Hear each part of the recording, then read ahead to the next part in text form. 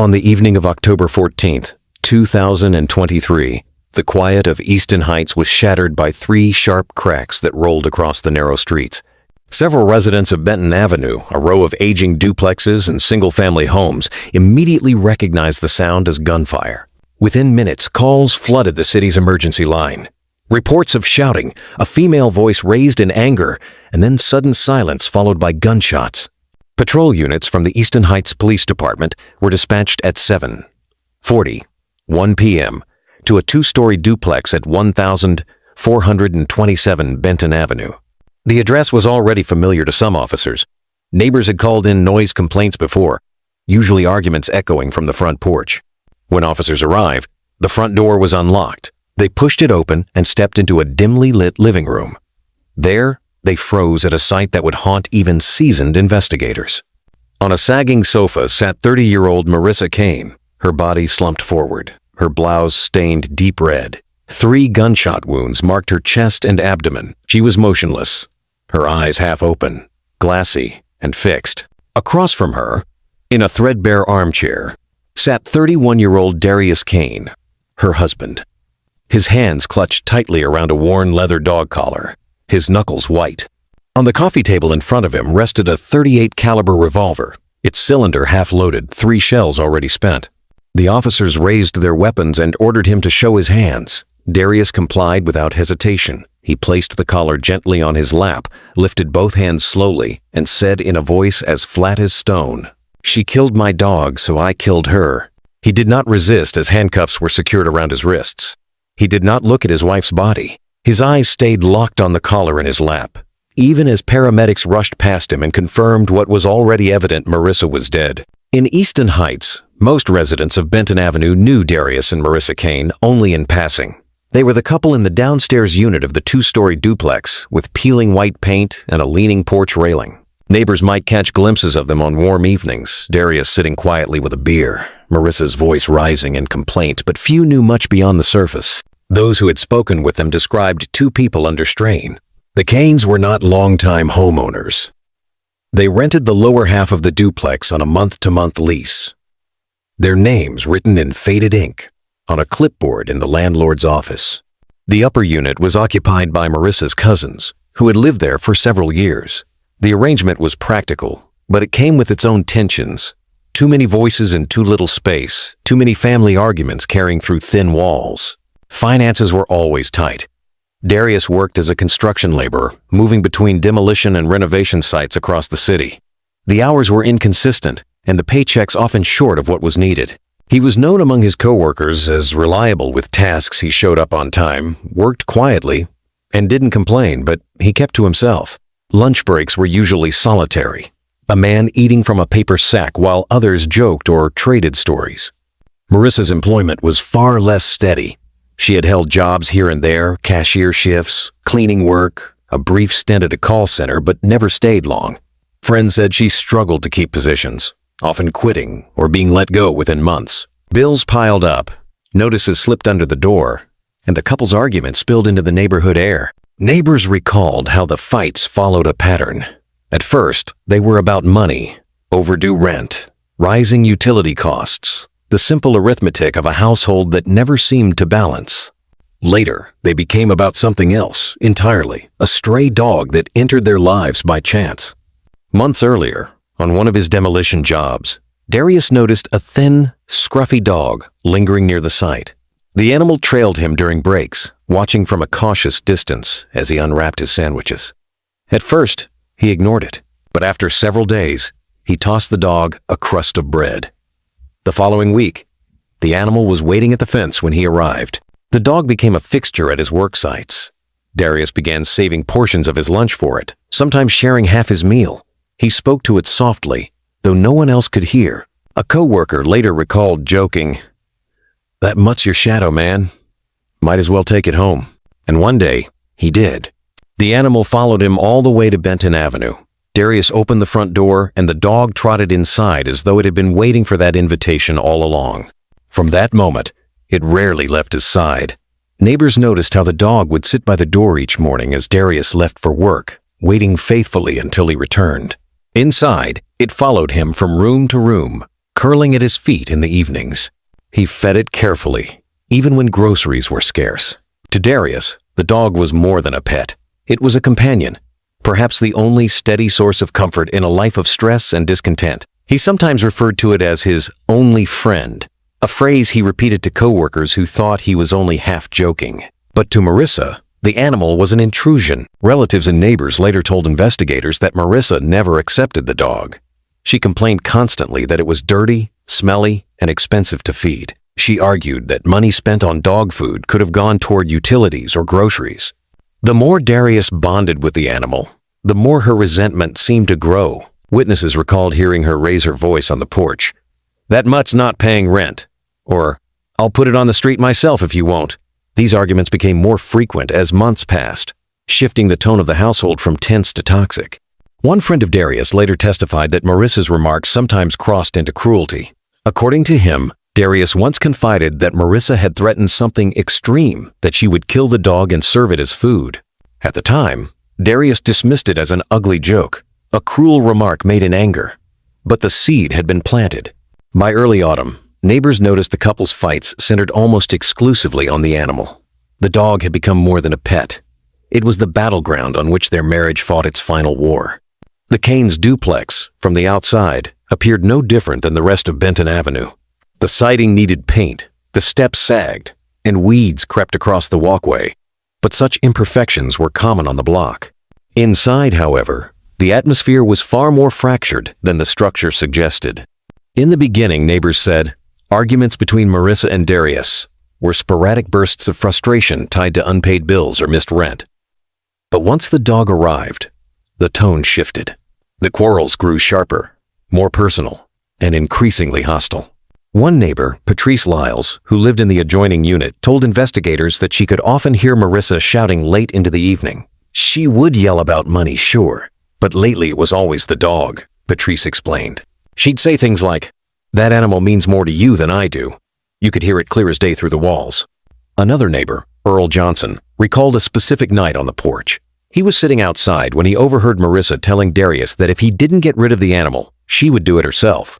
She said she'd put it out on the street, or worse. He didn't say much back, just sat there looking down. "That worried me, to be honest," Johnson later told detectives. The picture painted by these accounts was consistent. Marissa saw the dog as a symbol of Darius's misplaced loyalty, and Darius saw it as his last refuge in an increasingly hostile home. By September, just weeks before the shooting, the arguments had become routine. Some nights they spilled onto the porch, drawing the attention of passers-by. Other nights they stayed inside, muffled but unmistakable through the duplex walls. Marissa's complaints grew darker. She accused Darius of caring more about a mutt than paying the light bill. On more than one occasion, she threatened to remove the dog while he was at work. Friends and family later testified that her threats were not always idle. Marissa had a streak of sharp cruelty when angry, and she knew the dog was the one subject that could pierce Darius's otherwise stoic silence.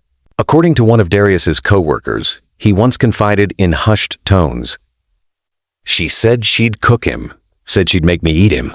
At the time, the co-worker laughed it off, assuming it was just another heated remark between husband and wife. But in hindsight, those words would echo with a chilling clarity. Darius, for his part, grew more withdrawn.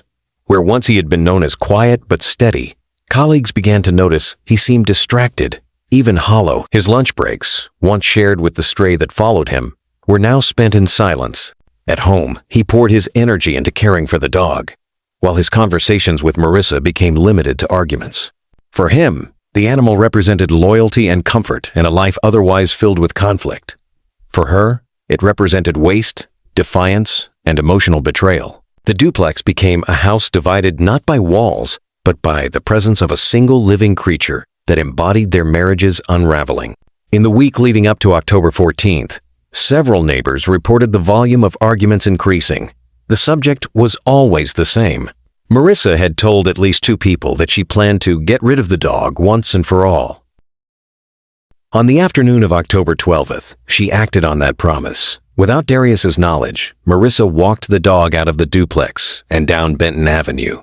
Hours later, records would confirm she surrendered it to Easton Heights Animal Services. signing intake forms and leaving only the collar behind. To those around her, it seemed like a simple solution to a household problem. To Darius, who would discover the collar days later, it would become the trigger that shattered whatever fragile restraint remained. It was a Saturday, October 14th, 2023, when Darius Kane finished his shift at a demolition site on the east side of Easton Heights. He clocked out at 7:02 p.m., according to employment logs later submitted to investigators, and caught a ride back toward Benton Avenue with a coworker. By all accounts, the day had been uneventful. He was described as quiet, like always, eating little during lunch and saying almost nothing. He stepped through the duplex door at approximately 7:30 p.m. The downstairs unit was dimly lit, the glow of a television flickering across the living room walls. Something immediately felt wrong. Normally, the dog would be there waiting by the door, tail beating against the wall at the sound of keys in the lock. But that evening, the entryway was silent. No movement, no sound of claws on the worn linoleum. Instead, his eyes fell to the floor. A collar lay there, its metal buckle catching the light. The leather strap was twisted as though discarded without care. Darius bent down slowly, picked it up, and turned it over in his hands. From the sofa, Marissa was watching television. She did not look at him when he entered. Her posture was casual, one leg tucked beneath her, a glass resting on the arm of the couch. "Where's he at?" Darius asked. His voice was low, uncertain. Marissa's reply came sharp, but still without looking at him. "Check the kitchen." Darius walked toward the back of the unit. In the small kitchen, steam rose from a pot on the stove. The smell was heavy, unfamiliar, meaty. He moved closer, his hands tightening around the collar. Inside, the pot floated hunks of meat and broth. Chunks, pale and soft, bobbed beneath the rolling boil. From the other room, Marissa's voice carried flat, almost mocking. "I cooked your dog. Sit down and eat." The word struck with the force of a hammer. For Darius, the meaning was immediate and absolute. The absence of pause at the door, the collar on the floor, the pot of soup on the stove, all of it fused into one conclusion. She had done what she threatened. Investigators later reconstructed these moments from Darius's own statement. He told them the thought consumed him instantly. The dog was gone, destroyed, desecrated. The collar in his hands became proof. The soup on the stove, confirmation. He did not examine the meat closely. He did not lift the lid twice. "She said he was in the pot," he told detectives. That was enough. Darius turned from the kitchen, collar still clutched in his left hand. He walked down the narrow hall into the bedroom. Against the wall stood a wooden cabinet with a drawer that stuck if pulled too quickly. Inside was the .38 caliber revolver he had legally registered 2 years prior, a firearm he rarely used and seldom mentioned. He opened the drawer. The revolver lay in a worn holster, 2 chambers loaded, 3 more filled from a box of ammunition kept nearby. Darius removed it, checked the weight, and walked back toward the living room. Marissa was still seated on the sofa, the flickering television painting her face in pale light. She looked up as he entered. Without a word, Darius raised the revolver. He fired once into her chest. The shot echoed through the duplex, rattling glass on the shelf. She gasped, clutched at herself, eyes wide. Before she could move, he fired again, and then a third time. The sequence lasted less than 10 seconds. At 7:39 p.m., neighbors reported hearing 3 sharp cracks in rapid succession. One described hearing Marissa shout something just before the shots. Though the words were muffled, another said she heard Darius's heavy footsteps pacing afterward. Inside the living room, Marissa collapsed against the cushions, her body slumping forward, blood spreading across her blouse. The television continued to glow, muted laughter from a sitcom track filling the silence. Darius lowered the revolver. He sat down heavily in the armchair across from her, placed the gun on the coffee table, and stared at the collar still clenched in his fist. That was how police found him minutes later. Motionless, silent, eyes fixed downward as though the leather strap in his hands was the only thing left anchoring him to reality. By the time Detective Lena Merrow and Detective Paul Hinders arrived on Benton Avenue, the scene was already under control. Patrol officers had taped off the duplex, flashing red and blue lights cutting through the dark. Neighbors stood in clusters across the street, whispering, watching. Some cradled their children, shielding their eyes from the sight of paramedics carrying a covered body bag from the front door. Inside, the air was stifling with the smell of gunpowder and iron. The television still flickered, though its sound had been muted by an officer. The revolver lay on the coffee table, tagged and bagged. Merrill knelt beside the sofa. She noted the trajectory of the bullets, the blood pattern, the slack posture of the victim. The woman later confirmed as Mariah Kane had died almost instantly. Across the room, Darius sat handcuffed in a chair. His shirt was stained with sweat, his expression hollow. He answered initial questions only in fragments. "She killed him," he said softly, over and over. "She killed him." It was an officer in the kitchen who first drew attention to the pot. The lid had been tilted to one side, steam rising steadily. The broth was dark, fatty, carrying an odor that turned more stomachs the longer it lingered. Inside, chunks of meat floated among onions and carrots. To the untrained eye, it was unremarkable stew. But under the weight of Darius's claim, every officer in the room looked at it differently. "Bag it," Detective Henders ordered. "Every last bit. We'll know what it is soon enough." Gloved hands carefully lifted the pot from the stove. Samples were scraped into sterile containers, labeled, and prepared for lab testing. The remaining contents were sealed and sent to the evidence unit. Outside, detectives canvassed the street. Several residents confirmed hearing arguments between the Kanes earlier that evening. "She was yelling at him about money," said one neighbor, Martha Coles, who lived next door. "Something about him not pulling his weight. Then it got real quiet before those shots." Another, Anthony Lark, swore he heard Mariah shout, "I did it, now what?"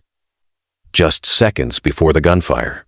The words would later fuel prosecutors, though defense attorneys would cast doubt on their accuracy, pointing to shock and faulty memory.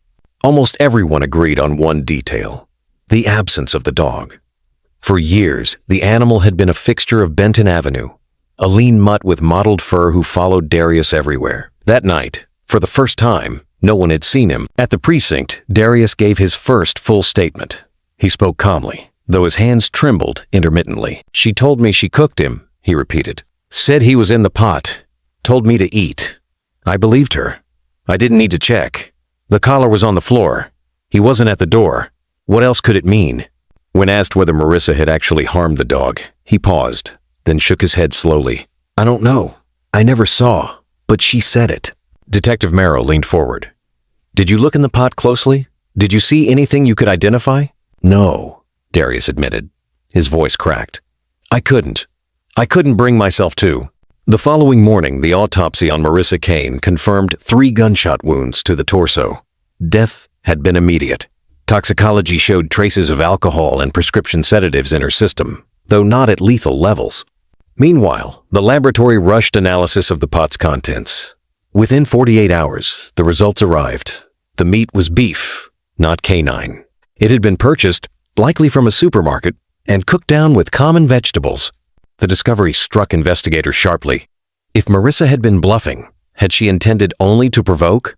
Or had she woven the cruelest taunt possible, knowing Darius's weak point, without anticipating his reaction? Detective Henders voiced what many began to wonder. Did she set this in motion? Or did he hear only what he wanted to hear? 3 days later, an animal shelter on the far side of Easton Heights contacted police. A dog matching the Kane pet's description, a brindle mutt with a torn ear, had been dropped off by a woman days prior. The shelter had paperwork with Mariah's name. The dog was alive. Thin, anxious, but alive. The revelation reframed the case entirely. Mariah had not killed the animal.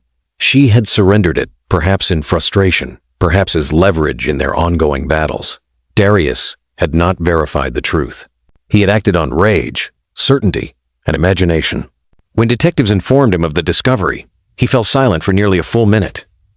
Then, with a voice hollow as stone, he whispered, "Then I killed her for nothing." By early spring, the courthouse of Easton Heights was bracing for a storm. Reporters had already coined it, the Dog Stew Trial, a name splashed across tabloids and evening news segments. Prosecutor Alan Reese framed the narrative with precision.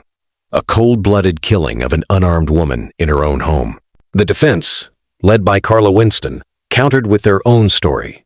A husband tormented by emotional cruelty, driven past reason by his wife's alleged deception.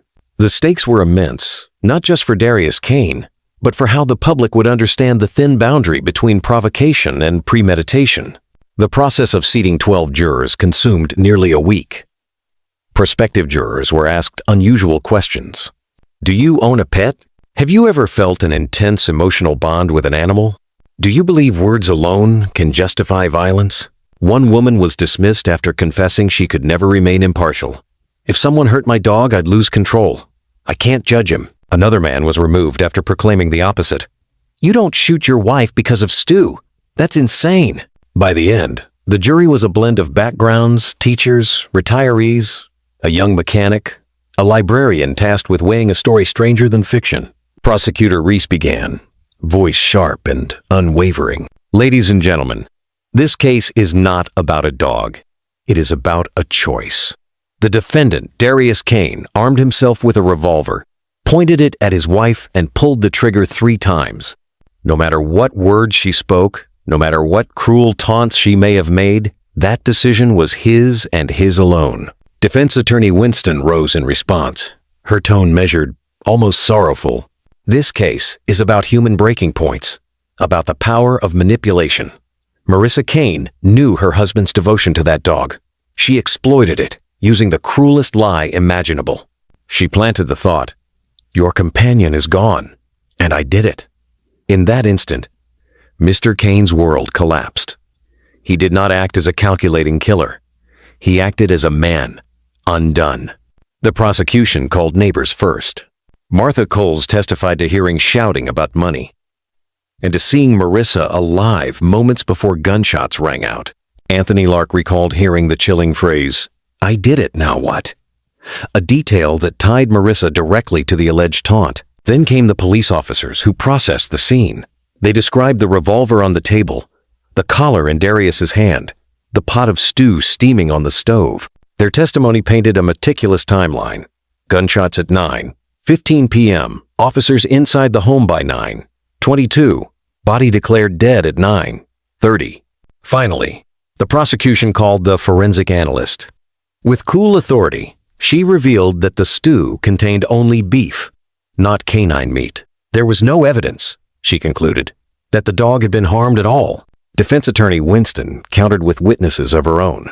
She summoned friends of Darius, who testified to his gentle nature, his almost childlike attachment to the mutt he had rescued years earlier. One coworker recalled, "He'd leave early sometimes just to walk the dog. That animal wasn't just a pet, it was his family." Then came a psychologist, Dr. Eliza Renard, who introduced the jury to the concept of acute provocation. Imagine, Dr. Renard said, addressing the jury directly, the person you trust most tells you they have destroyed the one bond keeping you grounded. In that instant, rational thought collapses. It is not calculated murder. It is an explosion of grief and rage. Perhaps the most striking moment of the trial came when the defense requested that the dog, now safe, rehabilitated, and temporarily cared for by an animal shelter, be brought into the courtroom. Gasps rippled through the gallery as the mutt padded in, tail low but wagging faintly when he spotted Darius. The defendant's eyes filled with tears. "This is the life Mariah Kane threatened," Winston told the jury. "This is the creature she used as a weapon of words." The prosecution objected, calling it a stunt of pure emotion. The judge allowed it but warned the jury to weigh it cautiously. Still, the sight of the living animal left an imprint no argument could erase. Under cross, the prosecution pressed hard. "Mr. Kane," Reese demanded during Darius's testimony, "you never looked in the pot, did you? You never confirmed your wife's words. You chose to believe them, and you chose to kill." "Yes," Darius admitted softly. "I chose. But in that moment, I couldn't see straight. It felt like my heart was torn out." Reese leaned closer. "Your feelings do not excuse pulling a trigger 3 times, sir." Silence followed. The weight of those words clung to the air like smoke. The jury sat in silence as Alan Reese stood, buttoning his suit jacket. His voice cut through the hushed courtroom. "Ladies and gentlemen, I want you to look past the theatrics. Look past the dog brought in to stir your emotions. Look at the facts. A man pointed a loaded revolver at his wife, an unarmed woman in her own home, and shot her 3 times. He then sat calmly in a chair and admitted to it. Words, no matter how cruel, do not justify murder. If we allow this defense, then anyone can claim words push them too far. If we allow this, the law collapses. Mariah Kane is not here to defend herself. She will never laugh again, never breathe again. And why? Because her husband decided that her words made her life disposable. This is murder. Plain and simple. Premeditation is irrelevant. What matters is accountability. Do not let sympathy cloud your judgment. Deliver justice. His final words hung heavy, and several jurors scribbled notes, brows furrowed. When Carla Winston rose, her demeanor was softer, but her words carved deep. Mariah Kane is gone, and nothing can change that. We all mourn the tragedy. But you are not here to decide if her death is sad. You are here to decide if it was murder in the first degree. The law distinguishes between cold, calculated killers and human beings pushed past their breaking point. You heard the testimony. Mariah Kane wielded words like a blade. She knew precisely what would destroy her husband. She told him the dog he loved more than life itself had been killed by her hand, and that he had eaten the proof. Imagine, for a moment, hearing that from the person you trust most. That is not premeditation. That is provocation of the cruelest kind. The law calls this manslaughter, not murder. I ask you, do not strip this man of his life because of a moment of anguish born from manipulation. Find him guilty of what he did. An act of passion, not an act of calculation. Her voice trembled, just enough to sound human, not rehearsed. The jurors were led into a private room. The clock ticked steadily as 12 strangers wrestled with a single question. Was this murder or manslaughter? Some argued firmly for murder. He shot her 3 times. That's intent. You don't pull the trigger again and again unless you mean it. Others leaned toward manslaughter. She admitted she lied about the dog. She broke him. He didn't plan this. It exploded out of him. Voices rose. Tempers flared. One juror, a retired teacher, reminded them, the law doesn't demand we erase his grief. It demands we see through it. Hours turned to nearly 2 days. The courthouse buzzed with anticipation. Reporters circled like hawks. At last, the jury returned. The courtroom was packed with reporters, neighbors, even strangers drawn by the macabre nature of the trial. Darius Kane stood, hands trembling, as Judge Evelyn Mercer asked the foreperson for the verdict. On the charge of second-degree murder, the foreperson read aloud, voice steady. We find the defendant, Darius Kane, guilty of voluntary manslaughter. Gasps swept through the gallery. Some expected full murder. Others thought he might walk free. The compromise, a conviction of passion, not premeditation, was both mercy and condemnation. Darius bowed his head. His lips moved, whispering something no one could hear. Weeks later, sentencing was delivered. Judge Mercer addressed him directly. Mr. Kane, your actions ended a life. No provocation justifies taking the law into your own hands. And yet the court recognizes that this was not a calculated killing. It was an eruption of grief and rage. You will serve 18 years in state prison, with the possibility of parole after 12. The gavel struck. The case was over. The story did not fade quickly. Newspapers and television networks replayed the details endlessly. The dog, the stew, the chilling confession. Editorials debated the verdict. Was justice served? Should words ever excuse violence? Or was this an example of how love and grief can twist into tragedy? The dog, perhaps the most innocent soul in the entire ordeal, was adopted by a local family. Rumor had it that the animal would sometimes sit by the door at night, waiting, as if expecting Darius to walk through. And in prison, Darius Kane became both infamous and pitied. Some saw him as a monster who killed his wife over a lie. Others saw him as a broken man who lost control when the thing he loved most was threatened. The Kane case became more than just a trial. It became a cautionary tale, a reminder of the fragile balance between love and fury, between words spoken in cruelty and actions that can never be undone. On that December night in Easton Heights, 2 lives ended, Mariah's in a burst of gunfire, and Darius's in the echo of her last words. The dog survived, but the home, once filled with the warmth of companionship, now stood as a hollow monument to the tragedy of a bond broken and a family destroyed.